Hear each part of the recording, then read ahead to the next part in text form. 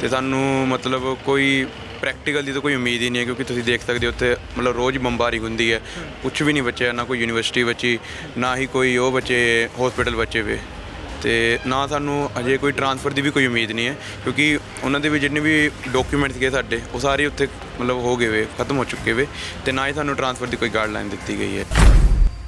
Even ਤੱਕ ਕਿ ਸਾਡੀ ਅੱਜ ਯੂਨੀਵਰਸਿਟੀ 'ਤੇ ਇੱਕ ਫੋਰਮੈਟ ਆਇਆ, ਉਹਨਾਂ ਨੇ ਕਿਹਾ ਕਿ ਜੋ ਕਿ ਤੁਸੀਂ ਦੇਖ ਸਕਦੇ ਹੋ ਕਿ ਪ੍ਰੈਕਟੀਕਲ ਕਲਾਸਿਸ ਨਹੀਂ ਹੋ ਸਕਦੀ, ਅਗਰ ਪੋਸੀਬਲ ਹੈ ਤਾਂ ਤੁਸੀਂ ਆਪਣੇ ਦੇਸ਼ ਦੇ ਡਿਪਲੋਮੈਟ ਨਾਲ ਗੱਲ ਕਰਨ, ਗਵਰਨਮੈਂਟ ਨਾਲ ਗੱਲ ਕਰਨ, ਤੇ ਉਹ ਤੁਹਾਡੇ ਪ੍ਰੈਕਟੀਕਲ ਆਪਣੀ ਯੂਨੀਵਰਸਿਟੀ ਵਿੱਚ ਲੈਣ। ਇਹ ਸਾਡੀ ਯੂਨੀਵਰਸਿਟੀ ਦਾ ਆਫੀਸ਼ੀਅਲ ਆਇਆ ਹੈ ਅੱਜ। ਵੱਡੇ ਜਿਹੜੇ ਹੈਗੇ ਆ ਵਿਧਾਇਕ ਜਾਂ ਕਹਿ ਲਈਏ ਜਾਂ ਕੇਂਦਰ ਸਰਕਾਰ ਦੇ ਮੰਤਰੀ ਵੀ ਉੱਥੇ ਰਿਸੀਵ ਕਰਨ ਆਏ ਸੀ, ਉਹਨਾਂ ਨਾਲ ਤੁਸੀਂ ਉਦੋਂ ਗੱਲਬਾਤ ਨਹੀਂ ਸੀ ਕੋਈ ਕੀਤੀ? ਸਟੱਡੀ ਹੈ ਜੀ, ਸਟੱਡੀ ਜੇ ਹੈ ਟਾਈਮ ਤੇ ਨਾ ਕੰਪਲੀਟ ਹੋਵੇ, ਜੇ ਹੈ ਡਿਲੇ ਹੋ ਜਾਏ, ਫਿਰ ਤਾਂ ਉਹੀ ਹੈ ਜੀ, ਜਿਵੇਂ 2 ਮਹੀਨੇ ਲੱਗ ਗਏ, 3 ਮਹੀਨੇ ਲੱਗ ਗਏ, ਉਹ ਸਟੱਡੀ ਸਾਡੀ ਗੈਪ ਪੈ ਜਾਣਾ ਹੈ ਜੀ। ਬਿਲਕੁਲ ਨਕਾਰ ਤਾਂ ਨਹੀਂ ਰਹੇ ਇਸ ਸਮੇਂ ਤੁਹਾਨੂੰ? ਉਹ ਇਹ ਕਹਿੰਦੇ ਆ ਕਿ ਅਸੀਂ ਤੁਹਾਨੂੰ ਦੁਬਾਰਾ ਫੇਰ ਮੌਕਾ ਦੇਵਾਂਗੇ ਉੱਥੇ ਜਾਣ ਦਾ, ਇਸ ਤਰ੍ਹਾਂ ਦਾ ਚੱਲ ਰਿਹਾ ਕੁਝ? ਇਹ ਤਾਂ ਨਹੀਂ ਜਾਂ ਸਿੱਧਾ ਹੀ ਨਕਾਰ ਦਿੱਤਾ ਜਾ ਰਿਹਾ ਕਿ ਹੁਣ ਅਸੀਂ ਤੁਹਾਡਾ ਕੁਝ ਨਹੀਂ ਕਰ ਸਕਦੇ? ਤੁਹਾਨੂੰ ਵੀ ਪਤਾ ਕਿ ਗਵਰਨਮੈਂਟ ਦੇ ਜਿਹੜੇ ਕੰਮ ਹੁੰਦੇ ਉਹ ਕਿੰਨੇ ਹੋ ਸਕਦੇ, ਡਿਲੇ ਹੋ ਸਕਦੇ, ਪਰ ਜਿਹੜੀ ਸਾਡੀ ਐਜੂਕੇਸ਼ਨ ਹੈ ਅਗਰ ਉਹ ਡਿਲੇ ਹੋਏਗੀ ਤਾਂ ਫਿਰ ਸਾਨੂੰ ਵੀ ਦਿੱਕਤ ਆਏਗੀ, ਤੇ ਸਾਡੇ ਆਸ-ਪਾਸ ਦੇ ਘਰਦਿਆਂ ਨੂੰ ਵੀ ਦਿੱਕਤ ਆਏਗੀ, ਤੇ ਮਤਲਬ ਇੱਕ ਦੇਸ਼ ਦੇ ਭਵਿੱਖ ਨਾਲ ਵੀ ਖਿਲਾਫ ਹੋ ही ਰਿਹਾ। मतलब तभी हमारी जो यूनिवर्सिटीज़ है उन्होंने भी यही अपील किया, हमारे पास लेटर्स पड़े हैं यूनिवर्सिटीज़ के भी, आज ही फॉरवर्ड हुए हैं हमें, कि अपनी स्टेट गवर्नमेंट्स और अपनी सेंट्रल गवर्नमेंट्स को बोलो कि जब तक कोई और विकल्प नहीं निकल रहा तब तक आप हमें प्रैक्टिस करने का मौका दीजिए, और अपनी स्टेट गवर्नमेंट्स को बोलो कि आपको अकोमोडेट करें। ਸਤਿ ਸ਼੍ਰੀ ਅਕਾਲ, ਪੰਜਾਬੀ ਲੋਕ ਚੈਨਲ ਦੇਖ ਰਹੇ ਹੋ, ਮੈਂ ਸਤਨਾਮ ਸਿੰਘ ਹਾਂ। ਜੰਗ ਕਹਿੰਦੇ, ਜੰਗ ਦਾ ਕਦੀ ਵੀ ਕਿਸੇ ਨੂੰ ਕੋਈ ਫਾਇਦਾ ਨਹੀਂ ਹੁੰਦਾ, ਜੰਗ ਦੇ ਨੁਕਸਾਨ ਹੀ ਹੁੰਦੇ ਨੇ। ਜਿੱਥੇ ਜੰਗ ਦੇ ਨੁਕਸਾਨ ਉਹ ਦੇਸ਼ਾਂ ਨੂੰ ਹੁੰਦੇ ਨੇ ਜਿਨ੍ਹਾਂ ਦੇ ਵਿੱਚ ਜੰਗ ਲੱਗਦੀ ਹੈ, ਤਾਂ ਉਸ ਦੇ ਨਾਲ ਹੋਰ ਵੀ ਪੂਰੀ ਦੁਨੀਆ ਦੇ ਵਿੱਚ ਜੰਗ ਦੇ ਨੁਕਸਾਨ ਦੁਨੀਆ ਨੂੰ ਵੀ ਭੁਗਤਣੇ ਪੈਂਦੇ ਨੇ। ਤੁਸੀਂ ਜਾਣਦੇ ਹੋ ਕਿ ਯੂਕਰੇਨ ਤੇ ਰਸ਼ੀਆ ਦੇ ਵਿੱਚ ਪਿਛਲੇ ਦਿਨਾਂ ਤੋਂ ਲਗਾਤਾਰ ਜੰਗ ਜਿਹੜੀ ਹੈਗੀ ਹੈ ਜਾਰੀ ਹੈ, ਤੇ ਉਸ ਦੇ ਵਿੱਚ ਭਾਰਤ ਦੇ ਜਿਹੜੇ ਮੈਡੀਕਲ ਦੀ ਸਿੱਖਿਆ ਨੂੰ ਲੈ ਕੇ ਵਿਦਿਆਰਥੀ ਯੂਕਰੇਨ ਦੇ ਵਿੱਚ ਗਏ ਹੋਏ ਸੀ, ਉਹਨਾਂ ਨੂੰ ਵੀ ਇਸ ਦੇ ਨਤੀਜੇ ਭੁਗਤਣੇ ਪਏ ਆ, ਜਿੱਥੇ ਕਿ ਉਹ ਲੰਮਾ ਸਮਾਂ ਉੱਥੇ ਫਸੇ ਰਹੇ ਤੇ ਉਹਨਾਂ ਨੂੰ ਉੱਥੋਂ ਨਿਕਲਣ ਦੇ ਲਈ ਮੁਸ਼ਕਲਾਤਾਂ ਦਾ ਸਾਹਮਣਾ ਕਰਨਾ ਪਿਆ, ਤੇ ਉਸ ਦੇ ਨਾਲ ਹੀ ਜਿਹੜੀ ਪੜ੍ਹਾਈ ਨੂੰ ਕਰਨ ਦੇ ਲਈ ਉਹ ਉੱਥੇ ਗਏ ਸੀ ਉਹ ਵੀ ਅੱਧ ਵਿਚਕਾਰ ਹੀ ਰਹਿ ਗਈ। ਸੋ ਯੂਕਰੇਨ ਤੋਂ ਭਾਰਤ ਪਰਤੇ ਵਿਦਿਆਰਥੀ ਰੂਪਨਗਰ ਦੇ ਡਿਪਟੀ ਕਮਿਸ਼ਨਰ ਨੂੰ ਅੱਜ ਇੱਕ ਮੰਗ ਪੱਤਰ ਦੇਣ ਦੇ ਲਈ ਆਏ ਸੀ। ਇੱਥੇ ਸਾਰੀ ਗੱਲਬਾਤ ਕੀ ਹੈ, ਕੀ ਮੰਗ ਪੱਤਰ ਹੈ, ਉਹਨਾਂ ਦਾ ਮੰਗਾਂ ਕੀ ਨੇ, ਉਹ ਗੱਲਬਾਤ ਸਾਰੀ ਵਿਦਿਆਰਥੀਆਂ ਦੇ ਨਾਲ ਕਰਦੇ ਆ। ਸਤਿ ਸ਼੍ਰੀ ਅਕਾਲ ਜੀ, ਕੀ ਹਾਲ ਚਾਲ ਹੈ? ਠੀਕ ਹੋ? ਬੜੀਆ ਜੀ। ਤੁਸੀਂ ਯੂਕਰੇਨ ਤੋਂ ਵਾਪਸ ਆਏ ਸੀ? ਜੀ ਯੂਕਰੇਨ ਤੋਂ ਵਾਪਸ ਆਏ ਜੀ 8 ਮਾਰਚ ਨੂੰ। ਕਿਹੜੀ ਪੜ੍ਹਾਈ ਕਰਨ ਦੇ ਲਈ ਤੁਸੀਂ ਉੱਥੇ ਗਏ? ਅਸੀਂ MBBS ਕਰਨ ਨੂੰ ਗਏ ਸੀ ਜੀ। ਅੱਜ ਤੁਸੀਂ ਫਿਰ ਇੱਥੇ ਕਿਸ ਦੇ ਲਈ ਆਏ ਹੋ? ਪਰਪਸ ਕੀ ਹੈ ਤੁਹਾਡਾ ਇੱਥੇ? ਸਾਡਾ ਜੀ ਮੇਨ ਪਰਪਸ ਇਹੀ ਹੈ ਕਿ ਸਾਡੀ ਜਿਹੜੀ ਪੜ੍ਹਾਈ ਹੈ ਉਹਦਾ ਕੁਝ ਹੱਲ ਕੀਤਾ ਜਾਵੇ। ਸਾਨੂੰ ਯੂਨੀਵਰਸਿਟੀ ਵੱਲੋਂ ਗਾਈਡਲਾਈਨ ਆਈ ਸੀ ਕਿ ਸਾਡੀ ਆਨਲਾਈਨ ਕਲਾਸਿਸ ਸ਼ੁਰੂ ਕੀਤੀ ਜਾਣਗੀ, ਬਟ ਉਹ ਹਜੇ ਹੋਈ ਨਹੀਂ ਹੈ। ਕੁਝ ਯੂਨੀਵਰਸਿਟੀ ਕਰ ਰਹੀ, ਉਹਨਾਂ ਦੀ ਕਲਾਸਿਸ ਲੱਗ ਰਹੀ, ਪਰ ਵਿੱਚੋਂ ਹੀ ਉੱਥੇ ਸਾਇਰਨ ਵੱਜ ਰਿਹਾ, ਬੰਬਾਰਿੰਗ ਹੋ ਰਹੀ, ਤੇ ਟੀਚਰ ਬੰਦ ਕਰਕੇ ਜਾ ਰਹੇ। ਜਿਹੜਾ ਹੈ ਉਹ ਅੱਗੇ ਹਨੇਰੀ 'ਚ ਚੱਲ ਰਿਹਾ ਹਜੇ ਤਾਂ, ਤੇ ਸਾਨੂੰ ਮਤਲਬ ਕੋਈ ਪ੍ਰੈਕਟੀਕਲ ਦੀ ਤਾਂ ਕੋਈ ਉਮੀਦ ਹੀ ਨਹੀਂ ਹੈ, ਕਿਉਂਕਿ ਤੁਸੀਂ ਦੇਖ ਸਕਦੇ ਹੋ ਉੱਥੇ ਮਤਲਬ ਰੋਜ਼ ਬੰਬਾਰੀ ਹੁੰਦੀ ਹੈ, ਕੁਛ ਵੀ ਨਹੀਂ ਬਚਿਆ, ਨਾ ਕੋਈ ਯੂਨੀਵਰਸਿਟੀ ਬਚੀ, ਨਾ ਹੀ ਕੋਈ ਉਹ ਬਚੇ ਹਸਪੀਟਲ ਬਚੇ ਵੇ, ਤੇ ਨਾ ਸਾਨੂੰ ਅਜੇ ਕੋਈ ਟਰਾਂਸਫਰ ਦੀ ਵੀ ਕੋਈ ਉਮੀਦ ਨਹੀਂ ਹੈ, ਕਿਉਂਕਿ ਉਹਨਾਂ ਦੇ ਵੀ ਜਿੰਨੇ ਵੀ ਡਾਕੂਮੈਂਟ ਸੀਗੇ ਸਾਡੇ ਉਹ ਸਾਰੇ ਉੱਥੇ ਮਤਲਬ ਹੋ ਗਏ ਵੇ, ਖਤਮ ਹੋ ਚੁੱਕੇ ਵੇ, ਤੇ ਨਾ ਹੀ ਸਾਨੂੰ ਟਰਾਂਸਫਰ ਦੀ ਕੋਈ ਗਾਈਡਲਾਈਨ ਦਿੱਤੀ ਗਈ ਹੈ। ਕਿੰਨੀਆਂ ਮੈਡੀਕਲ ਯੂਨੀਵਰਸਿਟੀਜ਼ ਉੱਥੇ ਹੈਗੀਆਂ ਜਿਨ੍ਹਾਂ ਦੇ ਵਿੱਚ ਮੋਸਟਲੀ ਜਿਹੜੇ ਇੰਡੀਅਨ ਸਟੂਡੈਂਟਸ ਜਾਂਦੇ ਆ? ਇੱਕ ਹੀ ਹੈ ਜਾਂ ਫਿਰ ਬਹੁਤ ਸਾਰੀਆਂ ਹੈਗੀਆਂ? ਉਹਦੇ ਬਹੁਤ ਦੀਆਂ ਯੂਨੀਵਰਸਿਟੀ ਦਾ, ਜਿੱਥੇ ਮੈਂ ਪੜ੍ਹਦਾ, ਮੈਂ ਖਾਰਕਿਵ ਦਾ ਸਟੂਡੈਂਟ ਹੈ, VN ਕਰਾਦੀਨ ਦਾ। ਉਹਦੇ ਇੱਕ VN ਕਰਾਦੀਨ ਹੈ, ਇੱਕ ਕੀਵ ਨੈਸ਼ਨਲ ਯੂਨੀਵਰਸਿਟੀ ਦੀ, ਇੱਕ ਆਪਣੀ KMNU ਹੈ, ਖਾਰਕਿਵ ਨੈਸ਼ਨਲ ਯੂਨੀਵਰਸਿਟੀ, ਤੇ ਉੱਥੇ ਹੋਰ ਇਹ ਖਾਰਕਿਵ ਦੀਆਂ ਹੈ, ਤੇ ਕੀਵ 'ਚ ਵੀ ਬਹੁਤ ਸਟੂਡੈਂਟ ਹੈ, ਜੇ ਬਹੁਤ ਯੂਨੀਵਰਸਿਟੀਆਂ ਹੈ, ਜਿੱਥੇ ਕਿ 15,000 ਸਟੂਡੈਂਟਸ ਹੈ, 15-16,000 ਸਟੂਡੈਂਟ ਇੰਡੀਆ ਸਟੂਡੈਂਟ ਪੜ੍ਹਦੇ ਮੈਡੀਕਲ। ਕਿਹੜੀ ਪੜ੍ਹਾਈ ਆਮ ਤੌਰ ਤੇ ਉੱਥੇ ਸਟੂਡੈਂਟ ਕਰਨ ਜਾਂਦੇ? ਉੱਥੇ ਦੇਖੋ ਜੀ, ਸਾਡੀ ਇਹਦੀ ਵੀ ਹੁੰਦੀ ਹੈ, ਨਾਨ ਮੈਡੀਕਲ ਦੀ ਵੀ ਹੁੰਦੀ ਹੈ, ਤੇ ਉਹਨਾਂ ਦੀ ਇੱਕ ਇਹ ਹੁੰਦੀ ਖਾਈ ਯੂਨੀਵਰਸਿਟੀ ਹੈ, ਉੱਥੇ ਨਾਨ ਮੈਡੀਕਲ ਪੜ੍ਹਾਉਂਦੇ, ਤੇ ਉੱਥੇ ਜਿੱਦਾਂ ਬੱਚੇ ਹੋਟਲ ਮੈਨੇਜਮੈਂਟ ਦਾ ਕੋਰਸਿਸ ਵੀ ਕਰਦੇ ਹੈ, ਤੇ ਇੱਦਾਂ ਦੇ ਹੋਰ ਵੀ ਵੱਖ-ਵੱਖ BCom ਦੇ ਕੋਰਸਿਸ ਕਰਦੇ ਆ, ਕੰਪਿਊਟਰ ਸਾਇੰਸ ਦੇ ਕੋਰਸਿਸ ਕਰਦੇ ਆ। ਖਾਸ ਤੌਰ ਤੇ ਜਿਹੜੀ ਮੈਡੀਕਲ ਦੀ ਪੜ੍ਹਾਈ ਤੁਸੀਂ ਕਰਦੇ ਹੋ, ਇਹਦੇ ਵਿੱਚ ਪ੍ਰੈਕਟੀਕਲ ਬਹੁਤ ਜ਼ਿਆਦਾ ਜ਼ਰੂਰੀ ਹੈ ਕਰਨਾ, ਤੇ ਹੁਣ ਸਾਰੀਆਂ ਯੂਨੀਵਰਸਿਟੀ ਜਿਹੜੀਆਂ ਹੈਗੀਆਂ ਜਿੱਥੇ ਭਾਰਤ ਦੇ ਸਟੂਡੈਂਟ ਜਾਂ ਪੰਜਾਬ ਦੇ ਸਟੂਡੈਂਟ ਗਏ ਹੋਏ ਸੀ, ਉਹ ਸਾਰੀਆਂ ਪ੍ਰੈਕਟੀਕਲ ਜਾਂ ਆਨਲਾਈਨ ਕਲਾਸਿਸ ਲਗਾਉਣ ਦਾ ਗੱਲ ਕਹਿ ਰਹੀ ਸੀ? ਨਹੀਂ, ਸਾਰੀਆਂ ਨਹੀਂ ਕਰ ਰਹੀਆਂ। ਈਵਨ ਤੱਕ ਕਿ ਸਾਡੀ ਅੱਜ ਯੂਨੀਵਰਸਿਟੀ 'ਤੇ ਇੱਕ ਫੋਰਮੈਟ ਆਇਆ, ਉਹਨਾਂ ਨੇ ਕਿਹਾ ਕਿ ਜੋ ਕਿ ਤੁਸੀਂ ਦੇਖ ਸਕਦੇ ਹੋ ਕਿ ਪ੍ਰੈਕਟੀਕਲ ਕਲਾਸਿਸ ਨਹੀਂ ਹੋ ਸਕਦੀ, ਅਗਰ ਪੋਸੀਬਲ ਹੈ ਤਾਂ ਤੁਸੀਂ ਆਪਣੇ ਦੇਸ਼ ਦੇ ਡਿਪਲੋਮੈਟ ਨਾਲ ਗੱਲ ਕਰਨ, ਗਵਰਨਮੈਂਟ ਨਾਲ ਗੱਲ ਕਰਨ, ਤੇ ਉਹ ਤੁਹਾਡੇ ਪ੍ਰੈਕਟੀਕਲ ਆਪਣੀ ਯੂਨੀਵਰਸਿਟੀ ਵਿੱਚ ਲੈਣ। ਇਹ ਸਾਡੀ ਯੂਨੀਵਰਸਿਟੀ ਦਾ ਅਫੀਸ਼ੀਅਲ ਆਇਆ ਹੈ ਅੱਜ, ਤੇ ਹੋਰਾਂ ਯੂਨੀਵਰਸਿਟੀ 'ਚ ਵੀ ਇਹ ਚੀਜ਼ਾਂ ਆ ਰਹੀਆਂ। ਨਹੀਂ, ਗਵਰਨਮੈਂਟ ਆਪਣੇ ਪੱਧਰ ਤੇ ਕੋਈ ਇਸ ਤਰ੍ਹਾਂ ਦਾ ਯਤਨ ਨਹੀਂ ਕਰ ਰਹੀ ਸਟੂਡੈਂਟਸ ਨੂੰ ਕਿ ਉਹਨਾਂ ਨਾਲ ਸਿੱਧਾ ਰਾਬਤਾ ਕਰਕੇ ਗਵਰਨਮੈਂਟ ਹੀ ਕੋਈ ਦਾ ਹੱਲ ਕੱਢੇ? ਇਹ ਤੁਹਾਨੂੰ ਕਿਉਂ ਇਹਦੇ ਲਈ ਕਰਨਾ ਪੈ ਰਿਹਾ, ਜਦੋਂ ਕਿ ਜਦੋਂ ਬੱਚੇ ਆਏ ਸੀ ਉੱਥੋਂ ਤਾਂ ਉਦੋਂ ਵੀ ਤੁਹਾਨੂੰ ਸਾਰੇ ਮੰਤਰੀ ਜਾਂ ਵੱਡੇ ਜਿਹੜੇ ਹੈਗੇ ਆ ਵਿਧਾਇਕ ਜਾਂ ਕਹਿ ਲਈਏ ਜਾਂ ਕੇਂਦਰ ਸਰਕਾਰ ਦੇ ਮੰਤਰੀ ਵੀ ਉੱਥੇ ਰਿਸੀਵ ਕਰਨ ਆਏ ਸੀ, ਉਹਨਾਂ ਨਾਲ ਤੁਸੀਂ ਉਦੋਂ ਗੱਲਬਾਤ ਨਹੀਂ ਸੀ ਕੋਈ ਕੀਤੀ?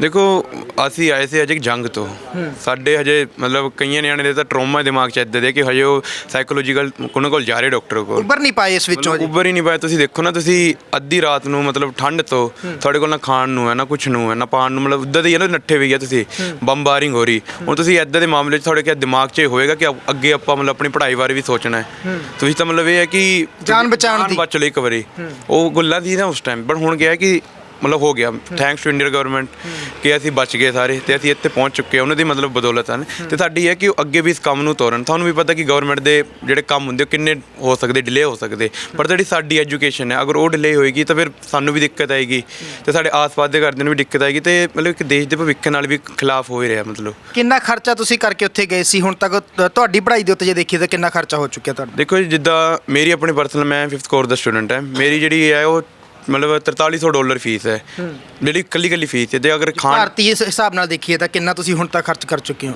ਦੇਖਿਆ ਜਾਵੇ ਤਾਂ 4300 ਨੂੰ ਅਗਰ ਆਪਾਂ ਮਤਲਬ 40 ਨੂੰ 7 ਨਾਲ ਹੀ ਕਰ ਲਓ, 28 ਤੇ ਵਿੱਚ 2 ਲੱਖ, ਮਤਲਬ 5.5 ਲੱਖ ਪਰ ਸਾਲ ਦਾ, ਤੇ ਮਤਲਬ 30 ਲੱਖ ਤਾਂ ਹੋ ਗਿਆ ਹੋਣਾ, 30 31 ਲੱਖ ਤਾਂ ਹੋ ਗਿਆ ਹੋਣਾ ਇਸ ਟਾਈਮ ਦਾ। ਖਾਣ ਪੀਣ ਦਾ ਖਰਚਾ ਸਾਰਾ ਕੁਝ ਮਿਲਾ ਕੇ ਤੁਹਾਨੂੰ ਦੱਸ ਰਿਹਾ 30 ਲੱਖ ਤੱਕ ਮਤਲਬ ਹੋ ਗਿਆ ਹੋਣਾ, ਤੇ ਅਗਲੇ ਵੀ ਹੋ ਜਾਏਗਾ। ਕਿੰਨਾ ਕੋਰਸ ਤੁਹਾਡਾ ਪੈਂਡਿੰਗ ਸੀ ਅਜੇ ਉੱਥੇ? ਦੇਖੋ ਜੀ, ਮੇਰਾ ਤਾਂ ਗਿਆ 5th ਕੋਰਸ ਤੇ ਹੁਣ ਅੱਗੇ ਸਮੈਸਟਰ ਚੱਲੇ ਦਾ 2nd, ਅਗਲਾ ਮੇਰਾ ਲਾਸਟ ਕੋਰਸ था 6th ਕੋਰਸ, ਉਹ ਮੇਰਾ ਲਾਸਟ ਕੋਰਸ था ਜੀ। ਤੇ ਤੁਹਾਨੂੰ ਲੱਗਦਾ ਕਿ ਹੁਣ ਜਿਹੜਾ ਤੁਸੀਂ ਬਹੁਤ ਜ਼ਿਆਦਾ ਉੱਥੇ ਸਿੱਖ ਚੁੱਕੇ ਸੀ ਜਾਂ ਥੋੜਾ ਰਹਿੰਦਾ ਜਾਂ ਕਿੰਨਾ?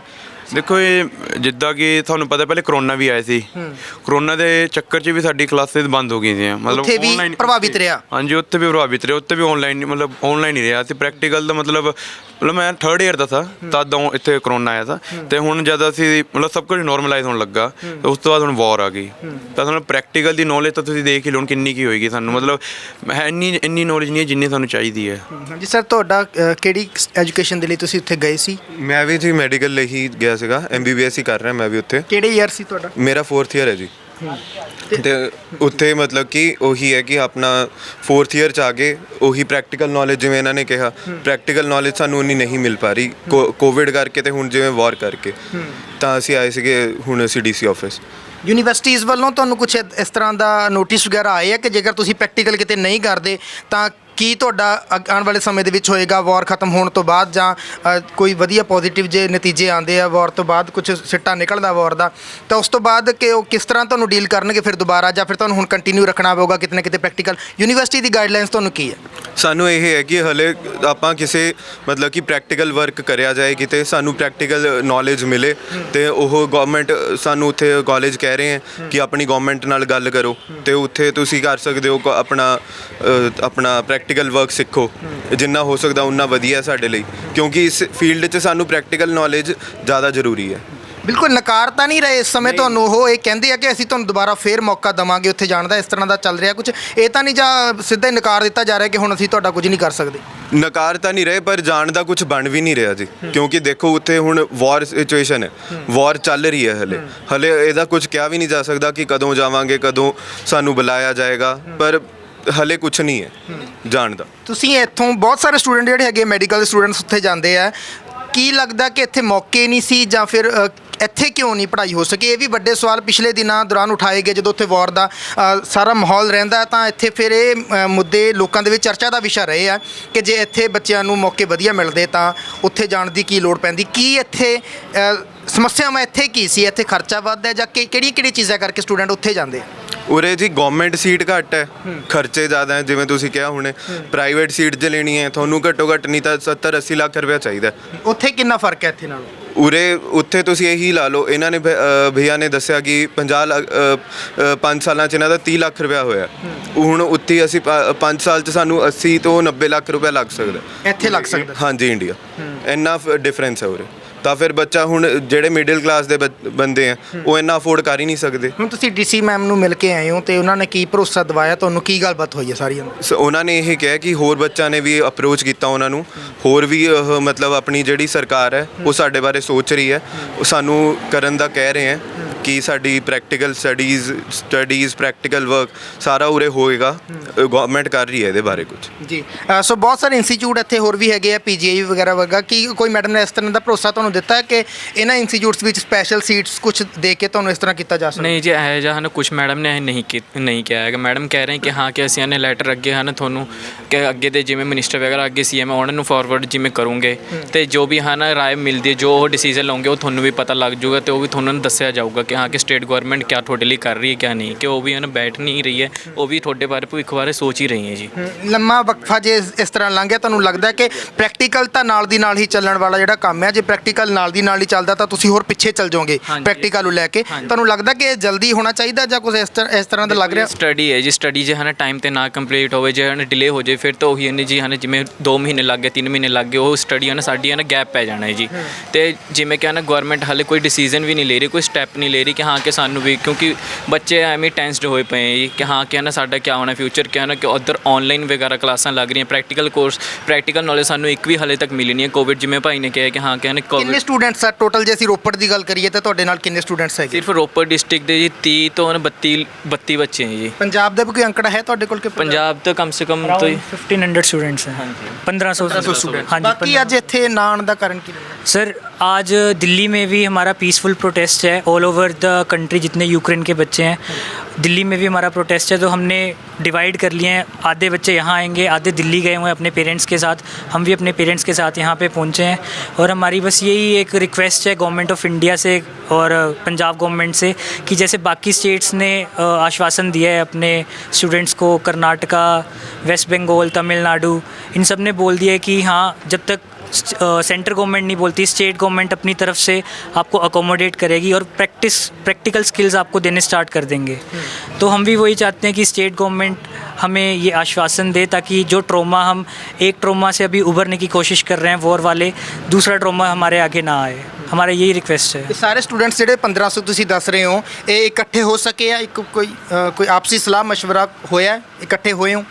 हाँ जी सर, जितने भी पंजाब से 1500 के आसपास स्टूडेंट्स हैं, हमारे टेलीग्राम पे ग्रुप्स बने हुए हैं, हम सारे इकट्ठे हैं। जैसे आज हम डिस्ट्रिक्ट रोपड़ के डीसी ऑफिस आए हैं, ऐसे हर एक 23 जिलों के जितने भी स्टूडेंट्स हैं अपने अपने डीसी के पास सेम रिक्वेस्ट लेके जा रहे हैं ताकि हमारी जो रिक्वेस्ट है वो सीएम सर के पास पहुँचे। ਤੁਹਾਡੀ ਸਟੱਡੀ ਕੀ ਸੀ ਉੱਥੇ, ਕੀ ਕਰ ਰਹੇ ਸੀ? मैं मेडिकल का स्टूडेंट हूँ, MBBS कर रहा हूँ, 4th ईयर 8th सेमेस्टर मेरा चल रहा है इस टाइम, और 2 साल की पढ़ाई मेरी बाकी है।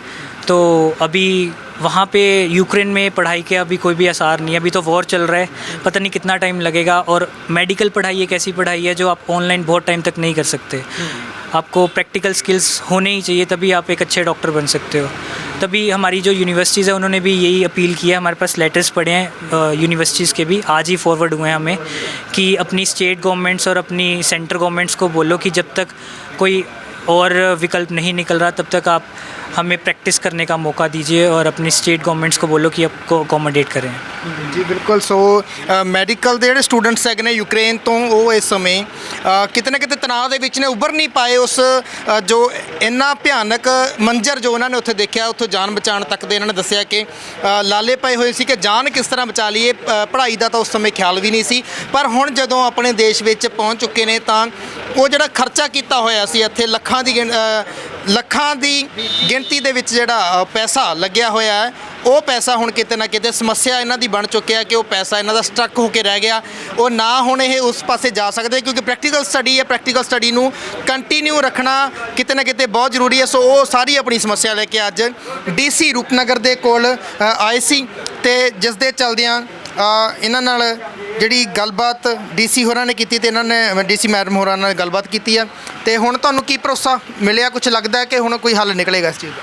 ਹੱਲ ਨਿਕਲ ਸਕਦਾ, ਪਰ ਮੈਂ ਇੱਕ ਗੱਲ ਪੁੱਛਣਾ ਚਾਹੁੰਦਾ ਆਪਣੀ ਸਰਕਾਰ ਨੂੰ ਹੀ ਕਿ ਜਿਵੇਂ ਅਸੀਂ ਇੱਕ ਛੋਟੇ ਦੇਸ਼ 'ਚ ਗਏ, ਯੂਕਰੇਨ 'ਚ ਗਏ ਹਾਂ ਆਪਾਂ, ਉੱਥੇ ਇੱਕ ਛੋਟਾ ਜਿਹਾ ਦੇਸ਼ ਹੈ ਉਹ, ਜਿਵੇਂ ਸਾਡੇ ਪ੍ਰਧਾਨ ਮੰਤਰੀ ਨੇ ਇਹੀ ਕਿਹਾ ਸੀ ਕਿ ਇੱਕ ਛੋਟੇ ਦੇਸ਼ 'ਚ ਕਿਉਂ ਜਾ ਰਹੇ ਹੋ, ਇੰਨਾ ਵੱਡਾ ਦੇਸ਼ ਛੱਡ ਕੇ ਉਰੇ ਕਿਉਂ ਨਹੀਂ ਪੜ੍ਹਾਈ ਕਰ ਪਾ ਰਹੇ ਤੁਸੀਂ। ਹੁਣ ਉਸ ਦੇਸ਼ ਦੀ ਪੋਪੂਲੇਸ਼ਨ ਹੈਗੀ 3-4 ਕਰੋੜ। ਹੁਣ ਉਹ ਛੋਟਾ ਦੇਸ਼ ਹੈ, ਬਿਹਾਰ ਹੈ, ਬਿਹਾਰ ਆਪਣੀ ਇੱਕ ਸਟੇਟ ਹੈ, ਉਹਦੇ 'ਚ 9 ਕਰੋੜ ਪੋਪੂਲੇਸ਼ਨ ਹੈ। ਉੱਥੇ ਬੱਚੇ ਉਹਨਾਂ ਦੇ ਵੀ ਪੜ੍ਹ ਰਹੇ ਆ, ਯੂਕਰੇਨ 'ਚ ਸਾਡੀ ਕੰਟਰੀ ਦੇ ਵੀ ਪੜ੍ਹ ਰਹੇ ਆ 15,000 ਬੱਚੇ, ਤੇ ਆਪਣਾ ਹੋਰ ਕੰਟਰੀਜ਼ ਦੇ ਵੀ ਆ ਕੇ ਬੱਚੇ ਪੜ੍ਹ ਰਹੇ ਆ ਉੱਥੇ। ਸਾਡੀ ਸਰਕਾਰ ਇਹ ਇੰਨੀਆਂ ਸੀਟਾਂ ਵਧਾ ਕਿਉਂ ਨਹੀਂ ਪਾ ਰਹੀ ਕਿ ਜਿਹੜੇ ਸਾਡੇ ਆਪਣੇ ਦੇਸ਼ ਦੇ ਬੱਚੇ ਆਪਣੇ ਹੀ ਦੇਸ਼ ਵਿੱਚ ਰਹਿ ਕੇ ਪੜ੍ਹਾਈ ਕਰ ਪਾ ਰਹੇ। ਬਿਲਕੁਲ, ਸੋ ਸਮੱਸਿਆ ਇਹਨਾਂ ਦੀ ਵੱਡੀ ਹੈ, ਸੋ ਭਰੋਸਾ ਇਹਨਾਂ ਨੂੰ ਜ਼ਰੂਰ ਕੁਝ ਨਾ ਕੁਝ ਡੀਸੀ ਮੈਡਮ ਵੱਲੋਂ ਦਿੱਤਾ ਗਿਆ। ਸੋ ਕੋਸ਼ਿਸ਼ ਕਰਦੇ ਹਾਂ ਕਿ ਡਿਪਟੀ ਕਮਿਸ਼ਨਰ ਰੂਪਨਗਰ ਉਹਨਾਂ ਨਾਲ ਵੀ ਗੱਲਬਾਤ ਅਸੀਂ ਕਰੀਏ ਕਿ ਉਹ ਇਸ ਮਾਮਲੇ ਦੇ ਬਾਰੇ ਵਿੱਚ ਕੀ ਕਹਿੰਦੇ ਨੇ। ਸਤਨਾਮ ਸਿੰਘ, ਪੰਜਾਬੀ ਲੋਕ ਚੈਨਲ, ਰੂਪਨਗਰ।